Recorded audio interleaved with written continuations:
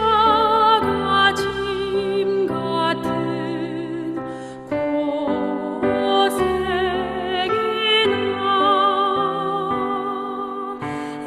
내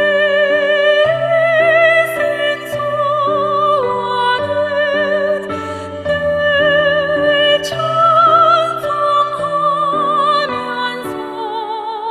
주께 더 나아가기 원합니다. 내 고생하는 것 옛 야곱이 돌베개 베고 잠갔습니다.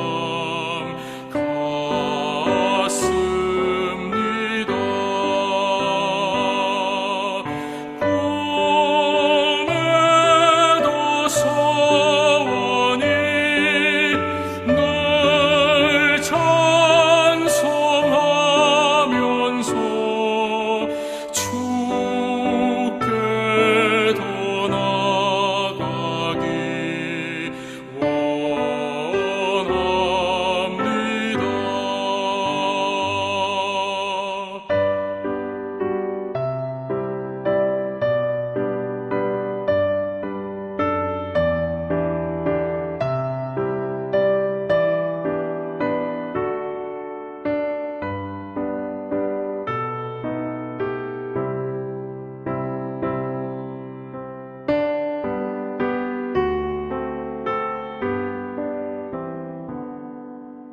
찬송해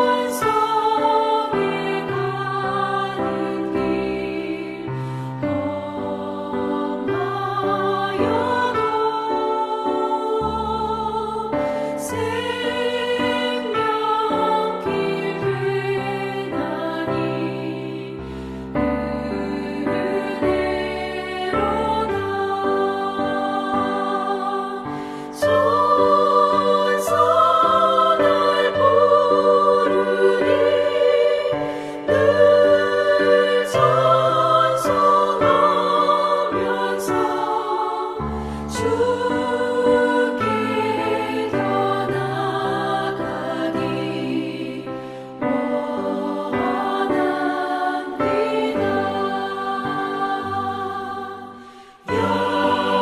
야곱이 잠깨어 일어나노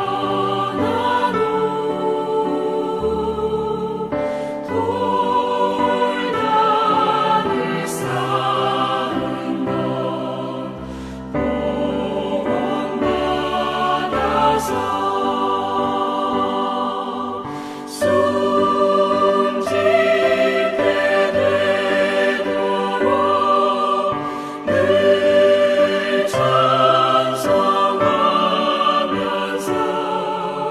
주께 더 나아가기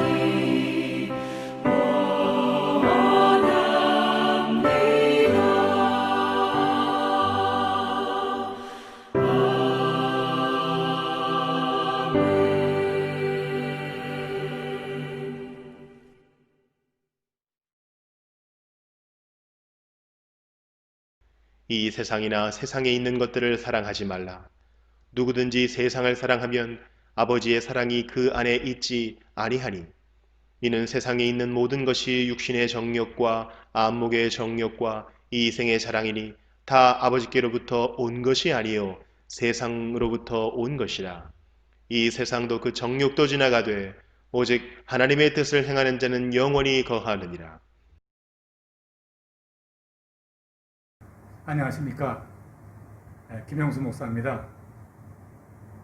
오늘 저는 성도의 노후 준비라는 제목을 가지고 요한일서 2장 15절에서 17절까지의 말씀을 가지고 하나님 말씀을 선포하고자 합니다.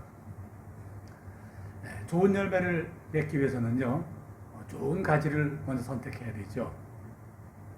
가지를 선택한 다음에요, 나머지 가지는 그냥 포기해 버려야 됩니다. 잘라버려야 되겠죠. 그래야 좋은 열매를 맺습니다. 그래서요, 선택은 곧 포기라 이렇게 말할 수 있어요. 인생도 마찬가지입니다. 세상을 살면서 우리는 항상 세상이냐 하나님이냐 둘 중에 하나를 선택해야 될 그런 상황을 만나게 되죠. 그런데요, 성경은 그런 상황에서 반드시 하나님을 선택해야 되지 세상을 선택해서는 안 된다. 하나님을 선택하는 것은 이건 하나님의 명령이다. 뭐 그렇게 말씀하세요. 그러니까 인생은요, 하나님을 선택해야 되는데 이것은 선택이 아니고 하나님의 명령에 순종하는 것이다. 그렇게 이야기합니다. 마태복음 6장 24절에 이렇게 말씀하시거든요. 한 사람이 두 주인을 섬길 수 없나니 너희가 하나님과 재물을 겸하여 섬기지 못하느니라. 이렇게 말씀하시거든요. 이 말씀은요, 하나님이 하나님과 세상 둘 중에 네가 잘 알아서 하나님을 선택해라든지 이런 말씀이 아니라요, 너희는 반드시 하나님을 선택해야 된다. 바로 그 말씀을 하시는 것이죠. 왜 하나님을 선택해야 되죠? 요한일서 5장 14절에서는 이렇게 말씀하세요. 무엇이든 하나님께서 난 것이 세상을 이기느니라. 네. 그래야 세상을 이기기 때문에 하나님을 선택해야 된다. 우리 하나님은 그렇게 말씀하시죠. 그런데도 불구하고 우리가 세상을 택하면 어떻게 되는가? 하나님은 야고보서 4장 4절에서요. 그런즉 누구든지 세상과 벗이 되고자 하는 자는 스스로 하나님과 원수되게 하는 것이니라. 이제 그렇게 말씀하시죠. 하나님과 원수가 된대요. 세상을 택하면. 본문에서는요. 오늘 우리가 세상 그러는데 이 세상은 사람들이 만들어 놓은 풍조, 철학, 가치관 그런 것들을 이제 이렇게 의미하는 것이죠. 오늘 본문을 통해서 하나님은 왜 하나님을 선택하고 세상을 포기해야 되는가? 그것을 아주 그 이유를 세 가지로 아주 자세하게 설명하고 계십니다. 첫째, 세상 모든 것은 지나가기 때문에 그렇다. 이렇게 말씀하세요. 본문 17절입니다. 제가 읽습니다. 이 세상도 그 정욕도 지나가되 오직 하나님의 뜻을 향하는 이는 영원히 거하느니라. 예. 이 세상도 그 정욕도 지나가되, 지나간다는 것은요, 사라진다는 것이에요. 또 사라진다는 것은요, 당초에 존재한 적도 없다 그 말이죠. 하나님은요, 나타나는 것은 보이는 것이 아니오. 더 나아가서 보이지 않는 것이 보이는 것이다. 그렇게 말씀하시죠. 세상에 속한 것을 따라다니는 것은요, 당초에 존재하지도 않았던 것을 따라다니는 것과 똑같은 겁니다. 그것은 마치 사막에서 신기루를 따라가는 것과 똑같죠. 힘들게 신기루에 도착해도요, 그곳에는 아무것도 없습니다. 세상을 따라가는 인생이 바로 아무것도 없는 종점을 향해 따라가는 것과 같다. 이제 그렇게 말씀하시는 겁니다. 제가 말씀을 준비하면서 지나간다는 것을 묵상하는데 문득 오래전 아는 사람 일이 생각이 나더라고요. 벌써 20년도 넘은 것 같아요. 어느 날 그 사람이 친구들에게 와서 엉엉 울면서 하소연했다 그래요. 부인이 전혀 상상도 하지 못하던 말을 하는데 그게 뭐냐면 헤어지자 그러는 거예요. 그러면서 또 뭐라고 그러냐면요, 나는 당신과 결혼한 이후에 이 가정에서 한 번도 존재한 적이 없다. 뭐 그러더라는 거죠. 저도 그때 그게 도대체 무슨 말인지 전혀 이해하지 못했어요. 근데 그러나 이제는 글쎄요, 완전히는 아니지만 아주 조금 이해할 수 있을 것 같다. 제가 그런 생각이 들었습니다. 두 번째, 세상을 선택하면 하나님의 사랑이 떠나가기 때문이다. 하나님께서 그렇게 말씀하세요. 오늘 보면 15절입니다. 누구든지 세상을 사랑하면 아버지 사랑이 그 속에 있지 아니하나니. 이렇게 말씀하세요. 세상을 사랑하는 자를 하나님이 사랑할 수 없다. 그 말이죠. 하나님이 사랑이 우리로부터 떠나간다는 말은요, 사실 대단히 엄청난 이야기입니다. 우리 삶에 어떤 어려운 일, 험한 일이 닥쳐도 우리가 결코 망하지 않는 분명한 이유가 있는데 그건 뭐냐면 하나님의 사랑 때문이에요. 코로나가 이처럼 창궐하고 있죠. 그래도요, 우리는 마침내 안전하게 보호받을 수 있다고 하는 믿음이 있는데요. 그 믿음의 근거는 바로 하나님의 사랑 때문이거든요. 하나님이 사랑이 떠나간다는 것은 나를 지켜주던 보호막이 사라진다. 그거와 똑같은 것이죠. 코로나로 인해서 지금 모든 것이 혼란스럽습니다. 이 코로나 사태가 끝나면 그 이후로는요, 우리가 한 번도 경험하지 못한 세상이 올 거라고 많은 사람들이 이야기를 해요. 저도 뭐 동의합니다. 그러므로 장차 어떻게 변할 것인가, 무슨 일이 생길 것인가, 두렵지 않은 사람은 아무도 없을 것입니다. 그런데요, 우리가 미래를 아는 방법이 있는데 그거는 과거를 잘 살펴보면 돼요. 그래서 과거를 살펴보려고 역사를 보니까요, 이번 코로나 바이러스보다, 이 감염병보다 훨씬 더 심각한 감염병이 몇 차례 있었더라고요. 14세기에 우리가 다 아는 유럽에서 벌어진 그 페스트 흑사병이라고도 하죠. 그게요, 유럽 전체 인구의 반을 죽였잖아요. 뭐 한 5천만 명이라고 하는 사람도 있지만 인구 조사가 명확하지 않을 때라 뭐 정확하지 않다 그렇게 말하는 사람도 많더라고요. 1918년도에 그 유명한 스페인 독감, 여러분 들어보셨죠? 이로 인해서 최하 3천, 최고 5천만 명이 죽었다. 또 그런 자료가 있어요. 뭐 이런 감염병으로 인해 가지고 발생된 경제적, 뭐 사회적, 신앙적 위기는요, 지금의 코로나 바이러스와는 비교도 할 수 없이 큰 재앙이었다. 이렇게 말할 수 있지 않겠어요? 당시에 그것을 겪는 사람들에게는 사실 말할 수 없는 극심한 고통이었겠지만요, 세월이 지나가서 이렇게 돌아보면요, 놀랍게도 그것이 인류 모두에게는 삶의 환경이 몇 단계씩 업그레이드 되는 아주 새로운 기회였구나 하는 걸 우리가 발견할 수 있죠. 그러므로 뭐 코로나 바이러스 때문에 고심하는 우리들에게 이런 타산지석이 돼요. 이거 속히 지나간다. 또 코로나 이후에 많은 것이 변화될 것이지만 동시에 많은 사람들에게 아주 새로운 기회가 될 것이다. 그러니까요, 이번 코로나 바이러스 꼭 이겨내야 됩니다. 꼭 이겨낼 수 있어요. 왜요? 하나님이 우리를 사랑하시기 때문입니다. 하나님이 그렇게 사랑하실 것이기 때문입니다. 그런데 하나님이 세상을 선택하면요, 그런 하나님의 사랑이 우리와 함께 할 수 없다. 이렇게 말씀하시는 거죠. 그다음 마지막 세 번째, 세상에 있는 모든 것들이 욕심이기 때문이다. 하나님 그렇게 말씀하세요. 16절을 보겠습니다. 이는 세상에 있는 모든 것이 육신의 정욕과 안목의 정욕과 이생의 자랑이니 다 아버지께로 쫓아온 것이 아니요 세상으로부터 쫓아온 것이라. 이렇게 말씀하시죠. 욕심이다 그래요. 세상을 선택하고 이렇게 살아가는 것이 겉으로 보이기에는 열심인 것 같아요. 그런데요, 그걸 가만히 따져보면요, 그게 욕심이에요, 실상은. 그런데 우리 대부분은요, 그냥 열심히만 살면 되는가 보다 하고 열심히 사는 것이 최고라 그렇게 생각을 합니다. 욕심은 멸망의 길이라고 성경은 말씀하시죠. 유명한 야고보서 1장 16절 말씀, 욕심이 잉태한즉 죄를 낳고 죄가 장성한즉 사망을 낳느니라. 욕심으로 뿌린 씨는요, 결코 마지막 멸망을 거둔다. 우리에게 이렇게 말씀하시는 거예요. 우리는 어떤 사람이냐면요, 우리 그리스도 예수의 사람들은 육체와 함께 그 정욕과 탐심을 십자가에 못 박았느니라. 갈라디아서 5장 24절에 우리 아이덴티티를 그렇게 말하죠. 우리는 욕심을 버려버린 사람들이에요. 세상 열심이 아니라 하나님을 택해야 되는 이유가 바로 그거예요. 그런데도요, 많은 사람들이 하나님을 선택하지 않아요. 그저 열심히 세상을 택합니다. 왜요? 왜 그럴까요?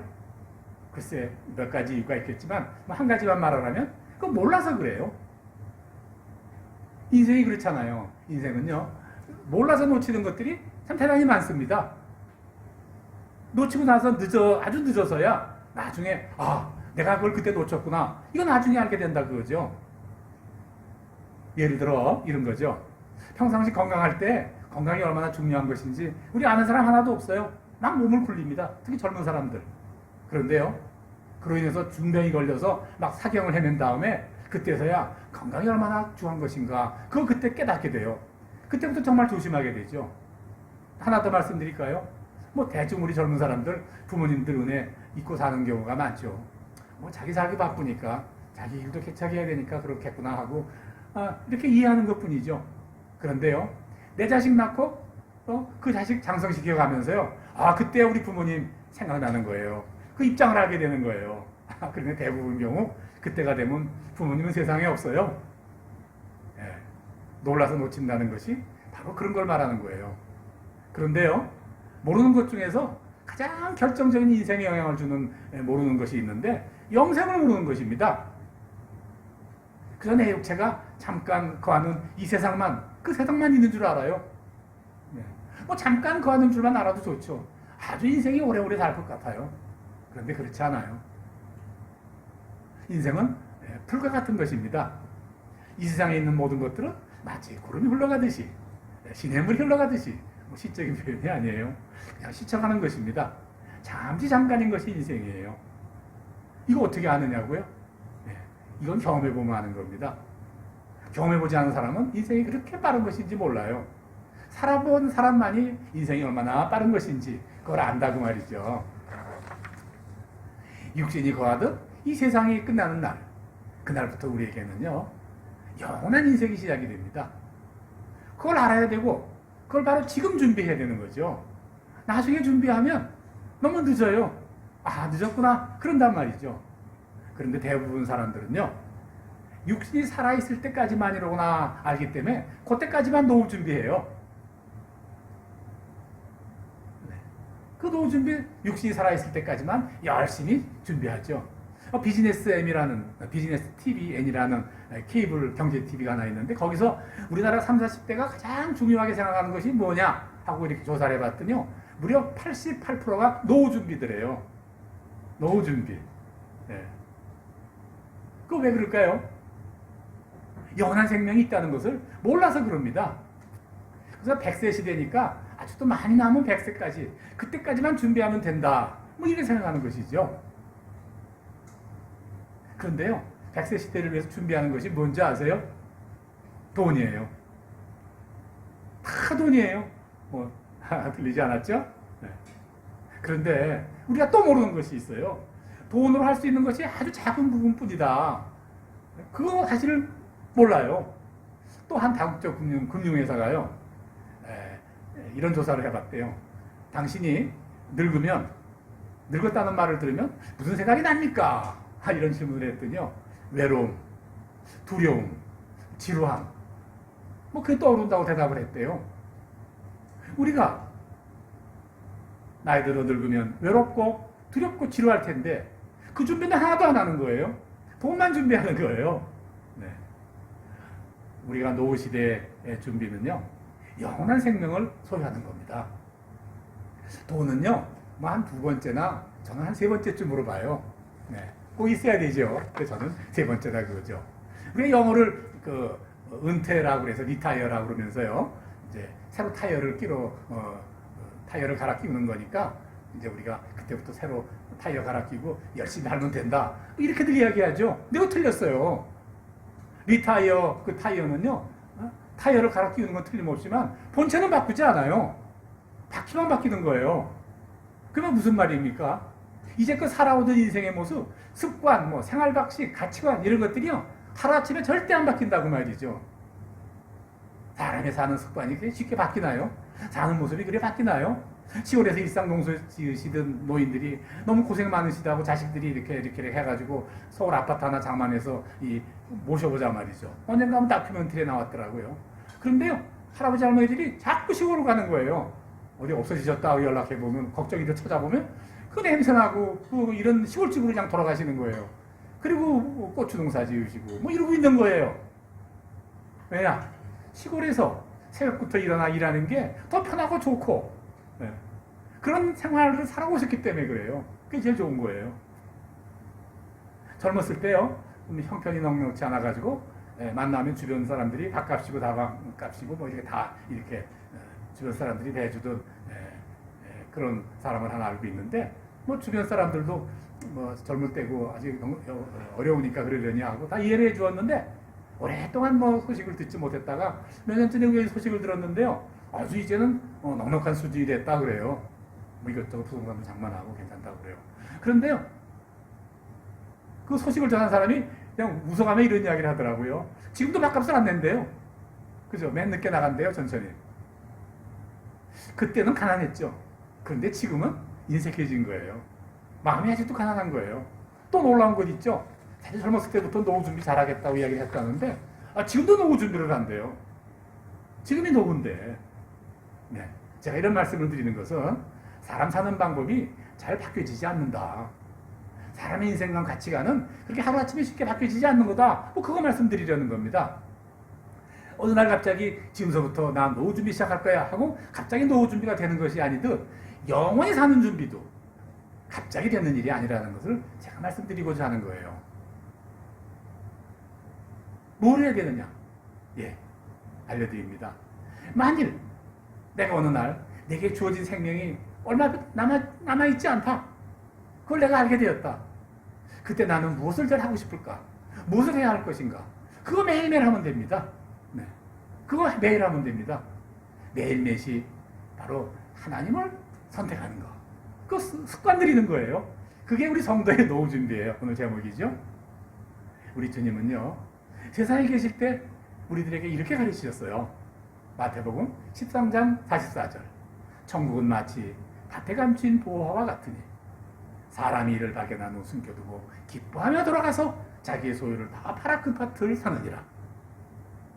내 모든 것을 다 팔아도 남을 그 보물이 있는 것을 농부가 발견했어요. 공사 짓는 그 밭에서요.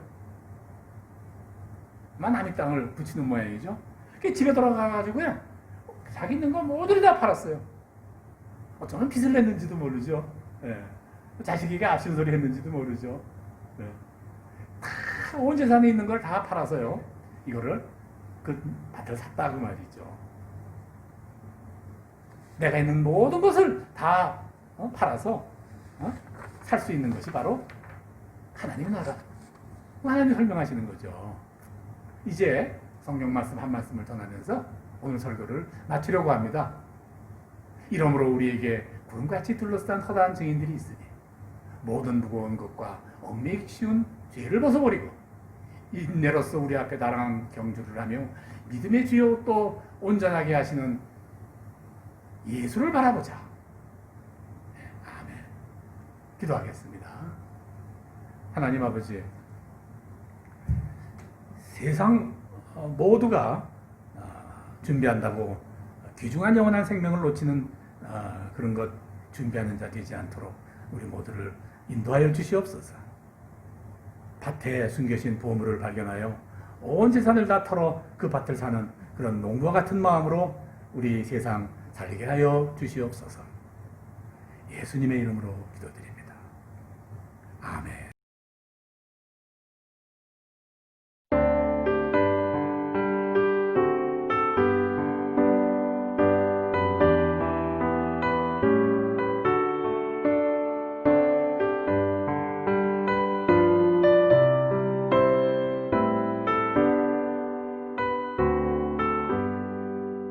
나의 영원하신 기업 생명보다 귀하다.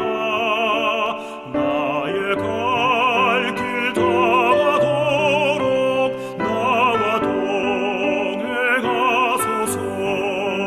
주께로 가까이 주께로 가오니 나의 갈 길 다가도록 나와 동행하소서.